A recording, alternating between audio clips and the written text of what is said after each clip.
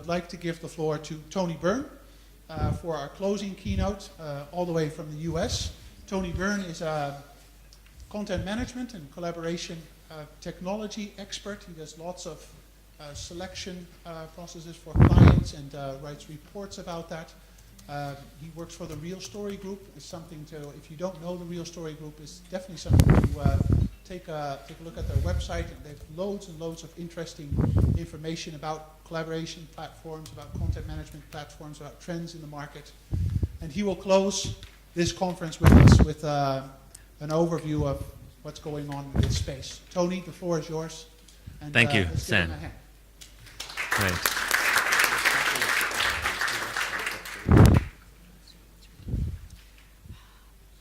Oh, okay, nobody look. All right, great. Well, first, while we're booting up here, thank you, Anna, for inviting me. It's been, for me, a very educational couple of days, and I always sort of measure an event like this, like how much do you learn, and I've learned a lot, so thank you for your gracious invitation. So I founded Real Story Group 15 years ago, and I have a little story around that might interest you. What is this? What is that image?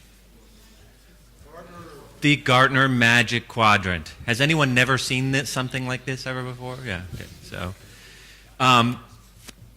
this thing is so awful, it caused me to quit my job and start another company.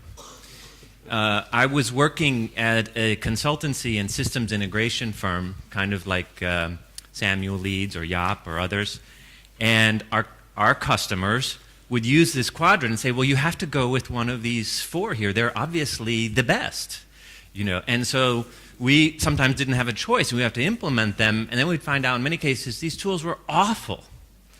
And then I realized all the different conflicts of interest that happen in the analyst world and all kinds of other things, and money changing hands and so forth. So I decided that there had to be a different way to tell the real story about how we understood the tools as implementers.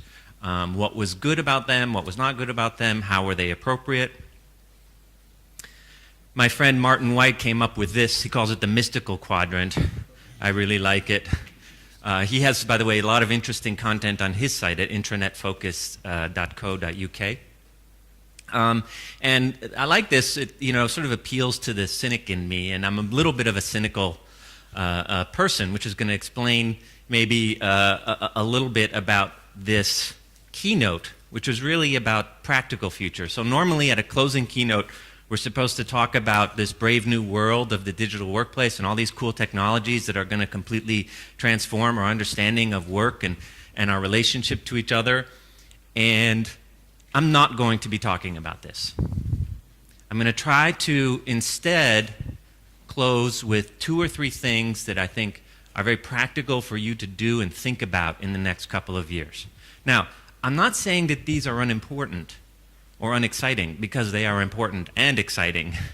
But planning for this when we haven't done the basic building blocks of effective social collaboration is really putting the cart before the horse. So I'll give away the ending. I think there's 3 things that you ought to be thinking about and doing over the next year or 2. First is asking yourself, where are we today? Taking a really hard look at how effective are you at social collaboration today. And that then helps you build the right roadmap going forward. Then the second thing, which was a hot topic earlier today, came up yesterday as well, which is how do we connect the aspirations of our executives and the practical needs of our employees in a business context.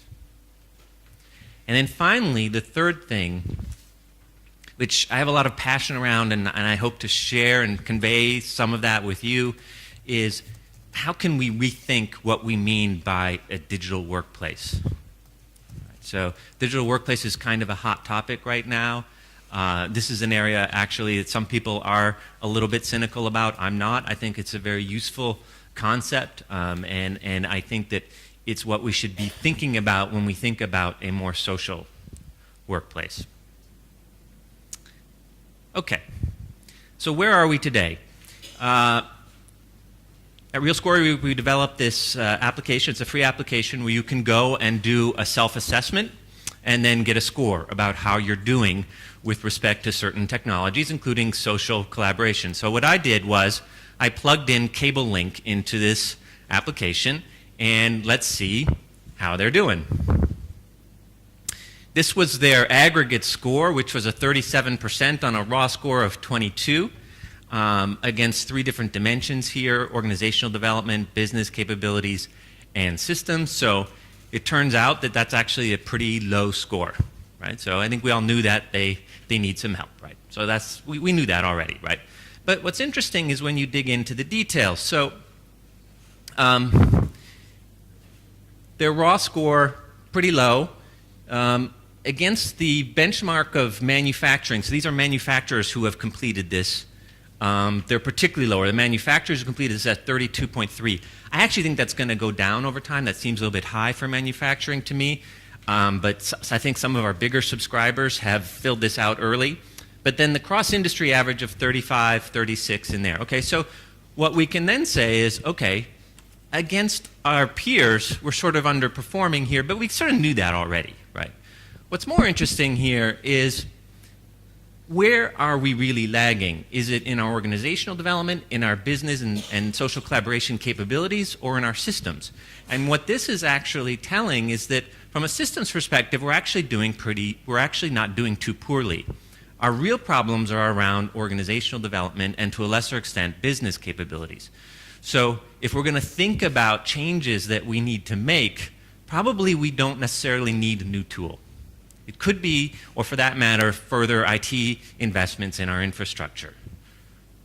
Probably where we ought to be focusing is more on things like organizational development, where we have some serious deficits. Okay, we've done some work around analytics and optimization, but we know community management is really critical, and we're coming out short there, right? Similar story around business services, right? All right, we've invested, we're doing pretty well in collaboration, but not so good, particularly in terms of employee engagement. Perhaps that's an area that we need to take a deeper look at. And then again, on the systems side, some deficits there, but not doing quite as poorly. So the point isn't so much that you should use this model, because there's many other models out here. EY has an index. Accenture has a similar model.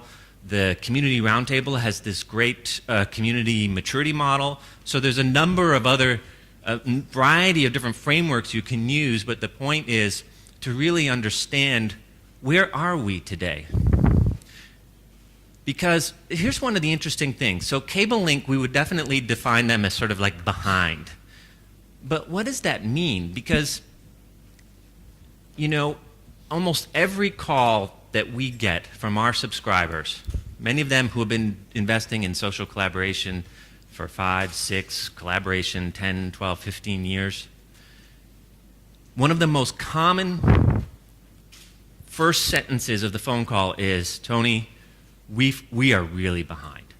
We feel like we're really behind. And of course, everybody can't be, but everybody sort of feels it, right? And so if you feel like you are, you're definitely not alone. But at the same time, it's worth kind of digging into it a little bit more deeply. And I'll have some interesting data to share about this down the road here. But the first thing is, do a self-assessment.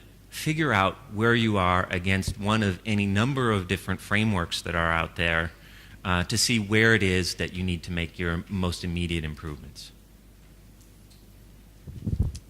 Second thing,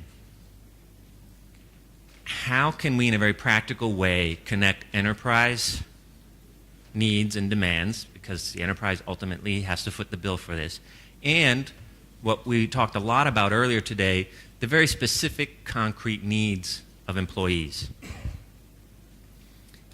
And I think, Mark, you shared some data earlier. Is Mark still here?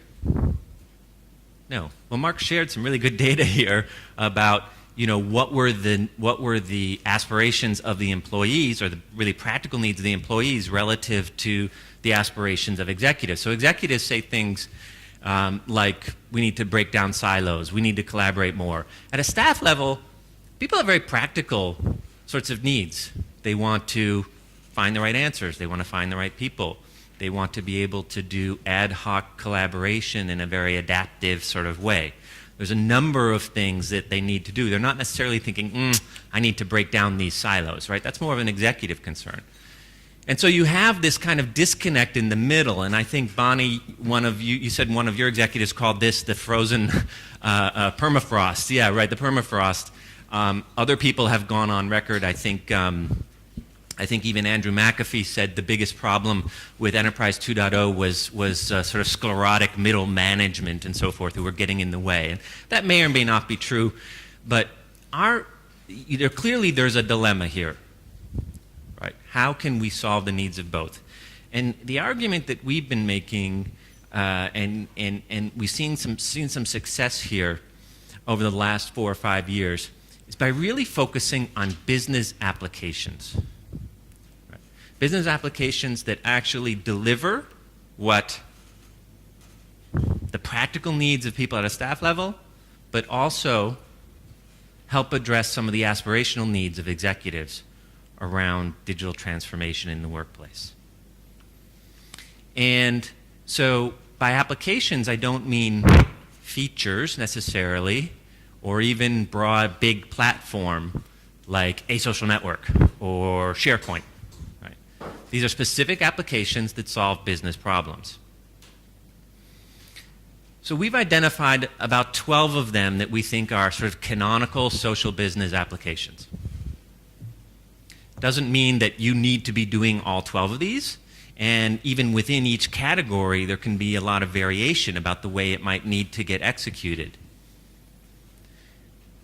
So these are not features and they're not platforms, they're in between. They're business applications that solve particular business problems. And the point here is that some are more structured and more collaboration oriented, others are less structured, more networking oriented, so there's kind of an arc here. But the point is that these are the sorts of things that employees will actually use to get practical work done, and that the enterprise can support because it will solve enterprise objectives as well. So, we've talked a lot about knowledge-based management, a lot of different types of knowledge bases, from gold knowledge bases to more fluid, socially fueled ones. Project collaboration, I think we've seen a lot of different examples about how to do that. Adaptive case management, we actually just added this year, and we saw some good use cases around that in the last couple of days, and there's a lot more out there. Communities, of course, very important. Innovation support, which some people call ideation.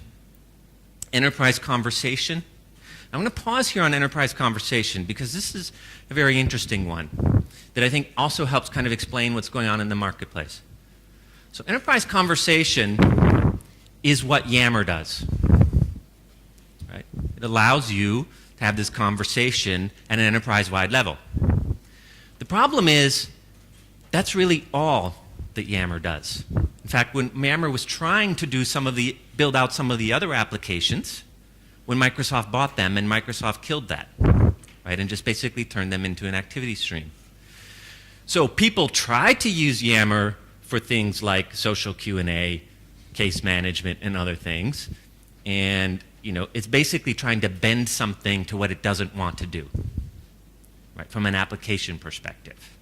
Right? Yammer's good. At enterprise conversation, you have to pervert it and twist it and bend it to try to get it to do anything else.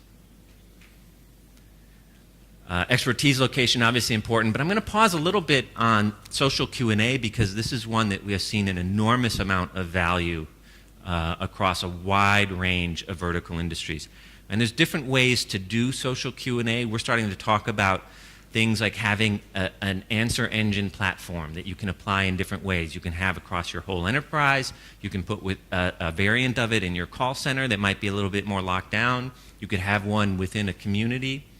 But the key thing is this is not just sort of a naked microblogging platform or a simple forum software. This has intelligence built in, right? So it will tell you someone has already asked a similar question. It It will give you social rating, social answering, some content curation by a community manager. It's a real application that addresses a real need that your employees have questions. Your other employees have answers. Right? After looking out over hundreds of different enterprises, we've come to the conclusion that these are all potentially important in context, but these 6 are core. Knowledge-based management, project collaboration, communities, conversation, expertise, location, social Q&A, particularly if you're a larger enterprise. So we're starting to call these kind of like a core. Focus on doing these 6 and then build in some others. Now, for some organizations, obviously it could vary. For a manufacturing company, potentially putting a social layer on top of a legacy process, yeah, that might be more important. But I think these 6 are emerging as really critical applications for you to think about and to evolve within a modern digital workplace. So now let's talk about technologies for a second, because I talked about Yammer, and now I'm going to kind of move slightly to the right here and talk about SharePoint, because I think this kind of framework explains the dilemma that people have had with SharePoint. From a feature perspective, SharePoint is arguably feature complete, especially if you get some of the Microsoft Unified Communication stuff. And this is always why IT and some business people have loved SharePoint, because it's got the blog, it's got the wiki. Okay, the blog isn't very good, but it's there, right? And it has profile, it kind of has some follow services and so on and so forth. With Yammer, it gives you some microblogging activity. So it's feature complete. The problem, in fact, the core dilemma for SharePoint customers is that SharePoint may be feature complete, but it's application poor. Right? It's feature complete, but it's application poor. And it's the applications are what your colleagues want. It's the applications that drive business value. Right? So you shouldn't be looking for an ESN or a collaboration platform. It's the applications that drive value. Now, I've been picking on Microsoft. Just to be an equal opportunity critic here, I'm going to also note that IBM and Oracle are somewhat limited in their scope as well, as far as the things that they naturally do well. Now, with all 3 of these major platforms, if you have enough time, money, and ibuprofen, you can get them to do almost whatever you want. But then you're in the software development business. And how many of you who aren't vendors want to be in the software development business? Right. No. So I think this is having increasingly profound implications on enterprise architectures as well. That from a social collaboration standpoint, if you're coalescing around a single platform, you are going to be making some serious compromises. And what we find among our subscriber base is there's an increasing openness to a more multi-platform, multi-product digital workplace. Now, the thing about these applications is that here again, you might like to believe that everybody is doing these and doing these really well. And our survey data actually suggests otherwise. So this was a survey of 200 medium to large enterprises, okay? So this discounted small enterprises. And we asked them across a kind of a maturity spectrum, how good do you think you are? Or essentially, how mature is this? So the people who had themselves as reasonably mature or higher, that's this. So it was reasonably mature or very mature. So the collaboration-oriented ones, knowledge-based management, project collaboration, communities of practice, some promise there, 46%. What was interesting is that some of the more social use cases, organizations are still really kind of catching up. It doesn't mean they're not doing it. They just don't measure themselves as being particularly mature at it yet. Right? So there's a lot of room to grow. And what's even more fascinating to us, and I'm not sure quite yet what to make about this, is that we asked the same question in 2014 and then we asked it again in 2016. And we've just gotten the 2016 data back. And what's interesting is that there hasn't been a lot of change. Right? The margin of error on this data is probably plus minus 3%. So the last couple of years, I think, has been characterized by a lot of experimentation. So if you are also experimenting, A, you're not alone, and B, if you fall and scrape your knees, that's okay. Almost all of your peers are falling and scraping their knees as well. The question is, are you resilient enough to get up and try it again? Right? Okay, so that's the soapbox about applications. Third thing, this is thinking a little bit more wider, and I'm going to encourage you to think maybe a little less about social and a little bit more about the digital workplace at large. Not because social is unimportant, but because it is part of a bigger program that I think we all need to be engaged in to create a more human scale, more human-friendly digital workplace experience. Now, a lot of people have a lot of different definitions of what a digital workplace is. This is kind of a traditional enterprise architecture view. A lot of people call this a layer cake diagram. It's very useful, these sorts of boxes and arrows things, in terms of an inventory of what your enterprise has and what are the different layers and levels. Okay? So it's a reference enterprise architecture. What's missing from this slide? What's not there? People. There's no people here. Where are the employees? They're not here. This is an employee's view of itself. It's an enterprise view of itself. Sorry, it's an enterprise view of itself. Right? So it's useful, but it's not particularly prescriptive.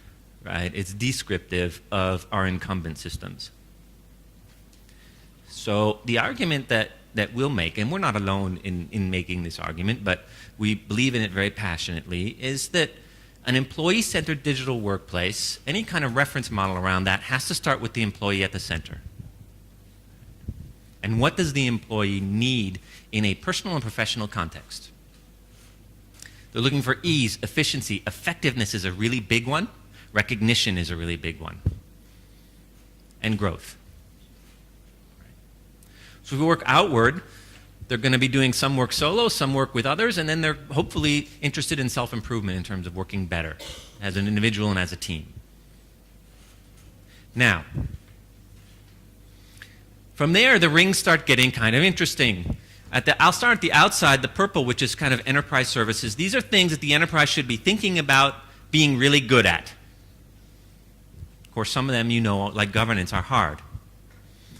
There's a huge role for IT in almost all of these. There's also a role for IT in the gray area, which is the business platforms, right? The core infrastructure that's required. Unified communications, productivity, self-service, line of business apps. The interesting part here is the blue, the specific applications. And we believe for the digital workplace to be truly employee-centric, the business has to own the blue applications. Business people need to own those, not IT. It doesn't mean that there isn't an IT role because they're providing the underlying technology, but that these are actual applications, and if we're going to make them human-friendly and business-focused, then business people have to own them the same way we own products and other things. Right? Now, there's a couple interesting things that fall out of this. First is some of our subscribers, back to this sort of physician, know thyself, have done some really interesting stoplight analysis with this, which is kind of a nice visual. This would be my stoplight analysis or heat map sort of thing for cable link, right? There's areas we're doing very poorly, areas we're doing well, so on and so forth. But I think there's a more deeper and more interesting thing to do with this analysis. And it revolves around this quote. I'm not a big Stephen Covey fan, but I always liked this quote. And can you read it all in back? Does anybody disagree with this? Okay. We don't do it. Typically. Okay. So this is very interesting because in the there is also a customer-centered digital world, and there's a very similar reference model that we use, and other people use models like this that has the customer at the center. And the customer has certain things that they want: inspiration, utility, delight, value. They want to discover, belong, transact. There's a whole set of applications here. Marketing people need to own the ones in blue. IT needs to handle the purple. Okay, so this is a whole reference model that's customer-centric digital.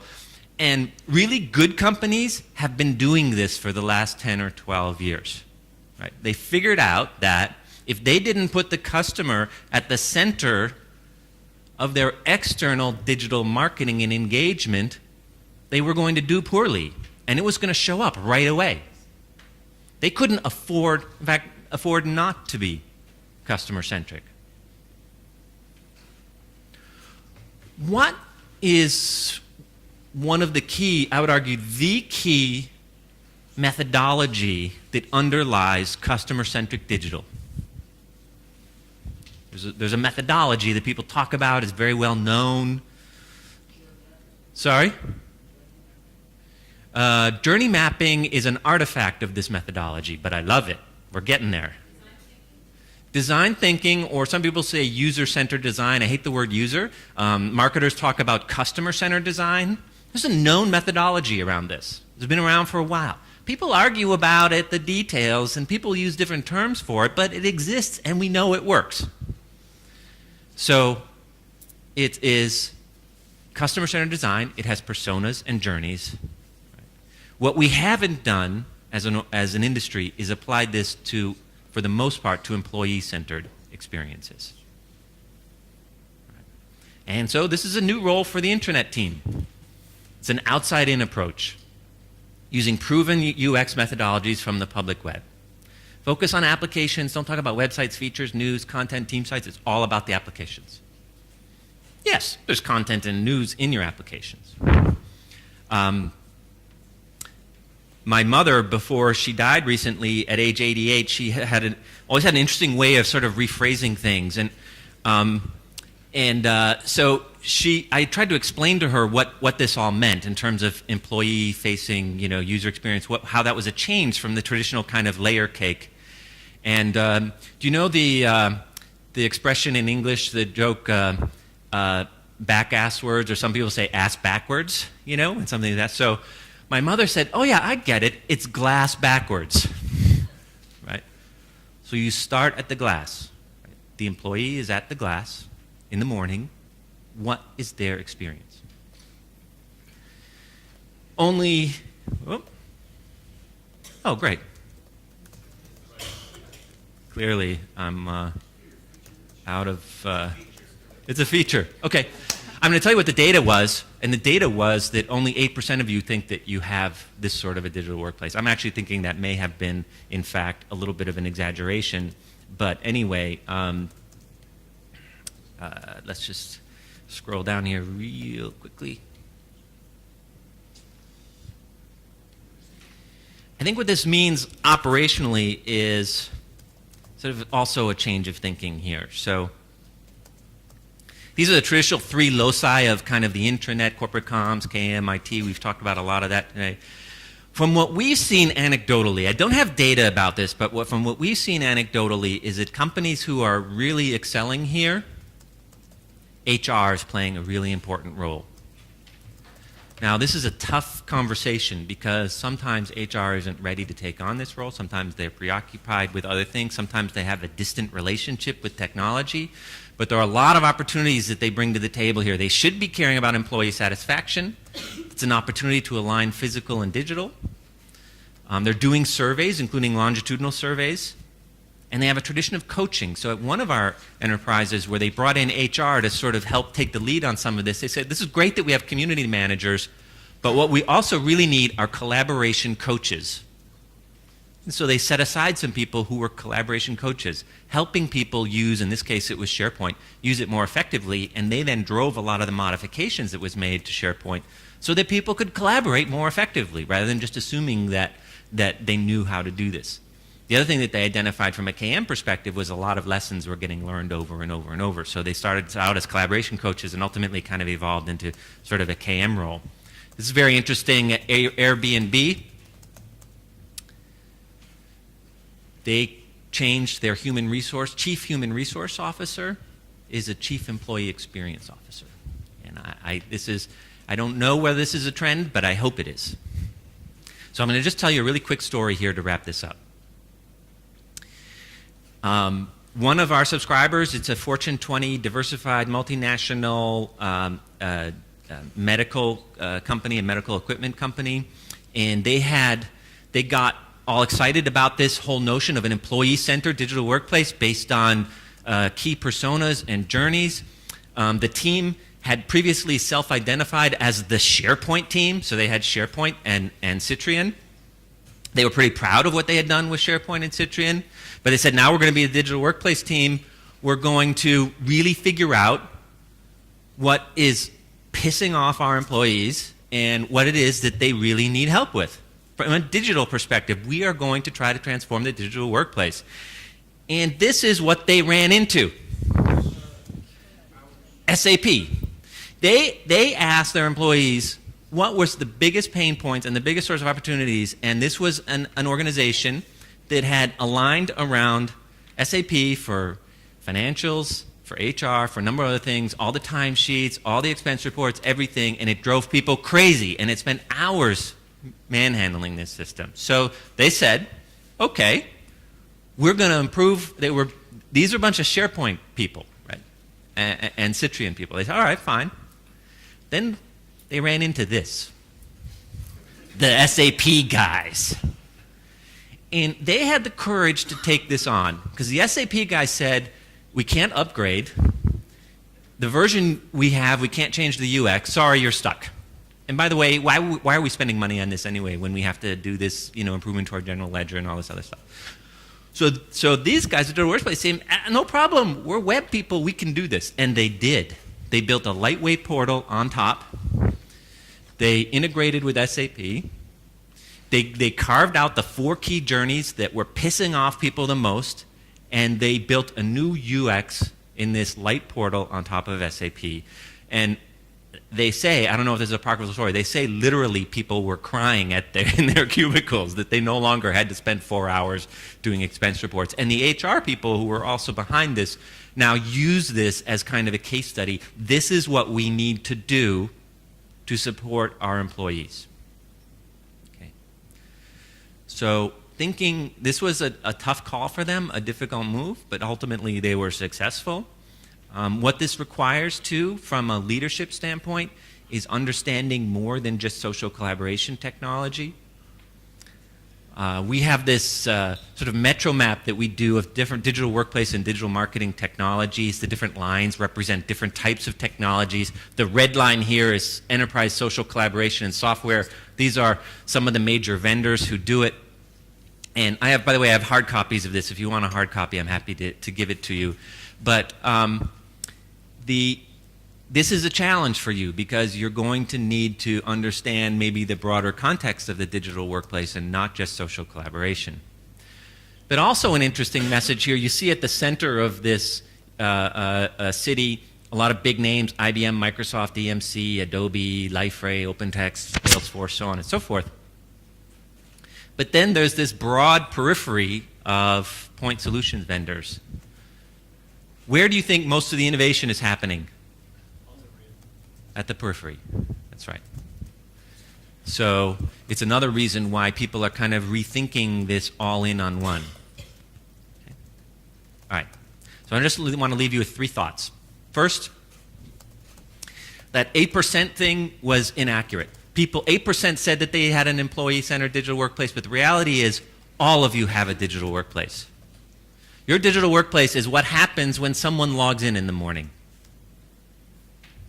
It exists already. So if it exists already, then I think you have to start asking yourself some questions.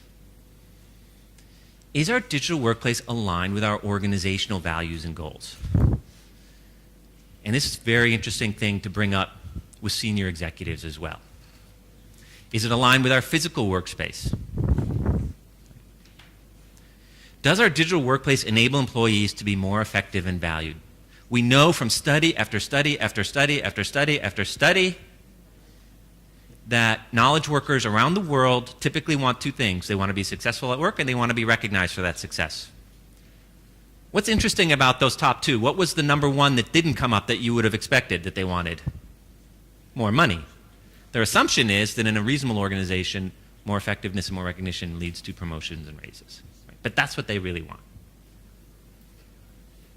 And does our digital workplace treat employees as real humans? And it's not clear to me that IoT and virtual reality, that that's somehow going to make us more human or not. Maybe it will, maybe it won't, but we have enormous opportunities in the meantime, and my wish for you is to be able to think broadly, take the mantle of employee advocate, use methodologies that already exist out there to really rethink your entire digital workplace. And I would love to hear from you about how it all transpires. LinkedIn is good. I'm not anti-email, so you're happy to email me at any time. And I will email you a copy of this presentation, but we'll also put it online somewhere so you can download it. But in any case, it was a real pleasure meeting you over the last couple of days. If we haven't met yet, I'd love to shake your hand and connect. And my best wishes for you traveling back near and far to wherever it is that you're headed. So thank you. Thank you, Tony.